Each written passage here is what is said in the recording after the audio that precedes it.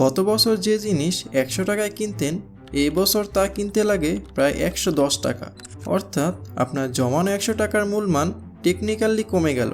টাকা জমিয়ে রাখলে আপনি সুদ পাচ্ছেন, কিন্তু টাকার মান ধরে রাখার লড়াইয়ে হেরে যাচ্ছেন। টাকা জমিয়ে রাখা মধ্যবিত্তদের জন্য সবচেয়ে বড় ফাঁদ। অনেকেই বলেন আগে টাকা জমাই তারপর ইনভেস্ট করব। তারা জানে না এই জমিয়ে রাখাটাই তাদের আর্থিক জীবনের জন্য সবচেয়ে বড় ঝুঁকি।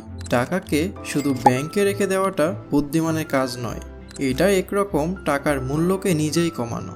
শুনুন, আপনাদের জমানো টাকা কোনো গুপ্তধন নয় যা নিরাপদ থাকবে। মূল্যস্ফীতি বা ইনফ্লেশন হলো এক নীরব ঘাতক যা আপনার টাকা জমিয়ে রাখার ইচ্ছাকে দিন দিন শেষ করে দিচ্ছে। As a investment mindset person, একটা জিনিস আমি জোর দিয়ে বলতে পারি, টাকার মান ধরে রাখতে হলে কোনো একটা কাজ করলেই হবে না, টাকার কাজ করার সামর্থ্য তৈরি করতে হবে।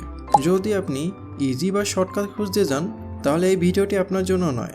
আর যদি আপনি সত্যিই জানতে চান আপনার টাকা কিভাবে আপনার জন্য কাজ করবে, তবে এই গাইড আপনার জন্য।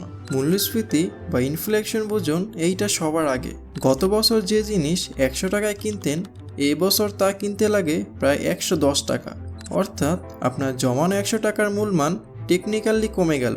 টাকা জমিয়ে রাখলে আপনি সুদ পাচ্ছেন, কিন্তু টাকার মান ধরে রাখার লড়াইয়ে হেরে যাচ্ছেন।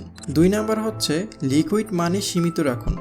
জরুরি প্রয়োজনের জন্য 3 থেকে 6 মাসের সংসার খরচ হাতে রাখুন। এই অতিরিক্ত টাকা ব্যাংকের সেভিংস অ্যাকাউন্টে রেখে দিবেন না। এইটা একবারই ন্যূনতম বললাম, এর থেকে 1 টাকাও বেশি ব্যাংকে রাখবেন না। 3 নাম্বার, জমির আশা ছেড়ে রূপাকে ধরুন। যদি জমি কেনার সামর্থ্য না থাকে তবে রূপা বা সোনার বন্ডে অল্প অল্প করে বিনিয়োগ শুরু করুন। রূপা হাজার হাজার বছর ধরে মানুষের কেনাকাটার মান ধরে রেখেছে। এটি আপনার সঞ্চয়কে মূল্যস্ফীতির হাত থেকে রক্ষা করবে।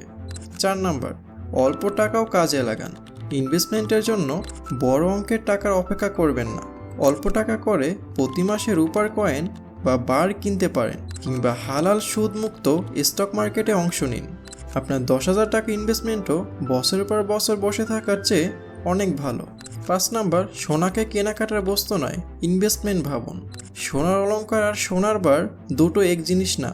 অলংকার বানালে মজুরি মেকিং চার্জ দিতে হয়, যা আপনার বিনিয়োগের মূল্য কমিয়ে দেয়। যদি ইনভেস্ট করেন তবে 24 ক্যারেটের বার বা কয়েন কিনুন। 6 নাম্বার, জ্ঞান অর্জন করুন। এটা সবচেয়ে দামি ইনভেস্টমেন্ট। যেখানে বিনিয়োগ করবেন সেই বিষয়ে আগে পড়ুন এবং জানুন।